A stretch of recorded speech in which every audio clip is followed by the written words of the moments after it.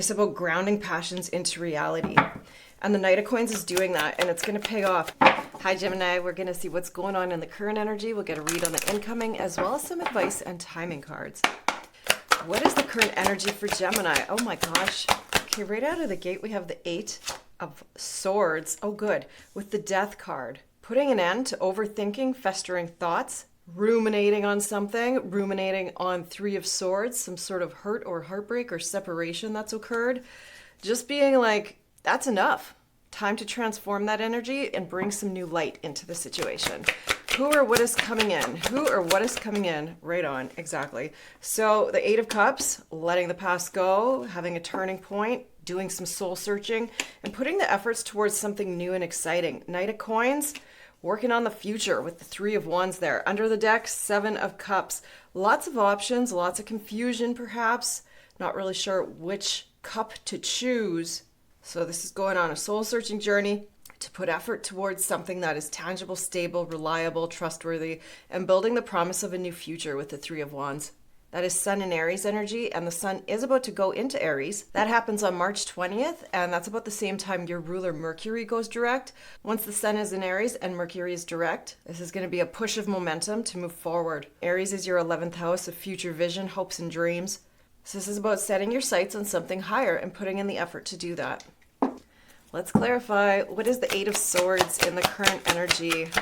Overthinking, ruminating, having some fear around finances potentially. 5 of Coins, that's an energy of lack, scarcity, possibly abandonment. Here you are at the bottom of the deck with the King of Swords. You could also be dealing with a Libra or an Aquarius. This is somebody who sees something clearly, very analytical, logical, and they're carving their way out of this situation they find themselves in. I like this particular depiction of the 5 of Coins because it's a hand reaching out. Help is on the way. What is the Death card? Putting an end to this kind of vibe. Yeah, 9 of Cups, right on. This is feeling content and satisfied in something that you've put the effort in towards. 3 of Coins, working on something, collaborating, cooperating, putting diligent effort towards pulling yourself out of this 5 of Coins energy.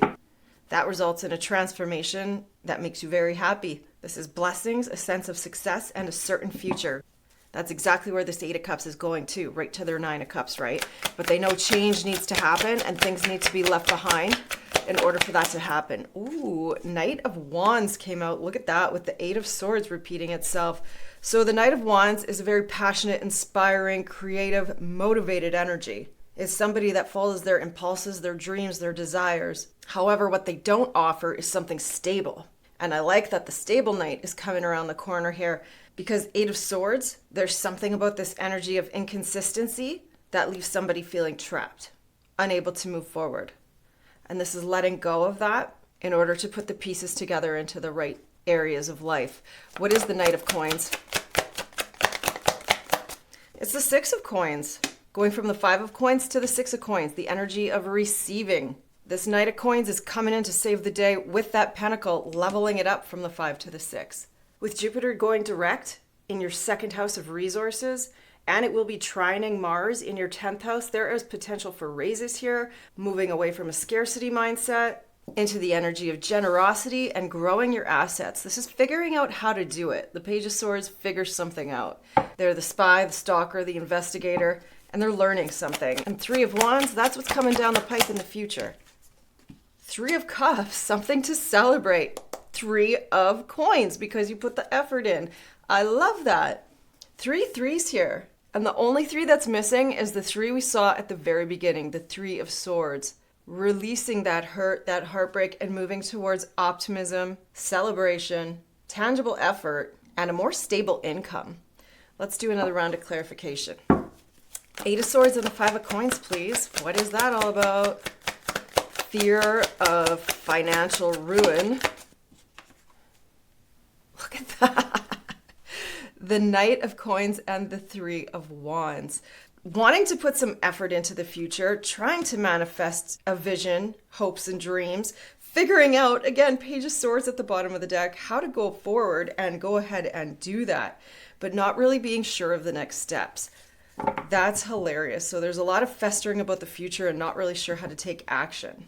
But there's change a brewing here. Death and the Nine of Cups.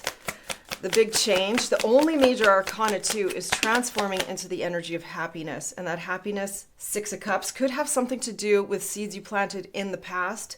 Friends, family, old colleagues. Some energy of the past is changing and helping birth a new future. One that brings you happiness, success, and contentment. High Priestess, this is because you're listening to your instinct, your divine knowing, your inner calling.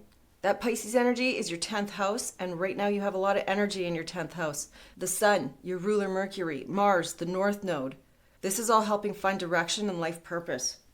We have the 6 of Cups, 7 of Cups, 8 of Cups, 9 of Cups. And the 3 plus the 7, that's the 10 of Cups. There's a sequence of emotions, an evolution in emotional patterns.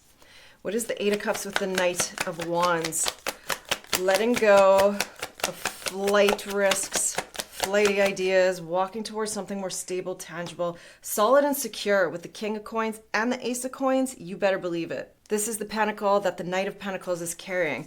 The seed to plant to grow something that is long-term, prosperous, lucrative, reliable. It's about grounding passions into reality. And the Knight of Coins is doing that, and it's going to pay off because the 6 of Coins, this is the energy of generosity, equal give and take, receiving something. 5 of Cups, regret, remorse, and some disappointments. Fascinating with the 9 of Cups under the deck repeating itself.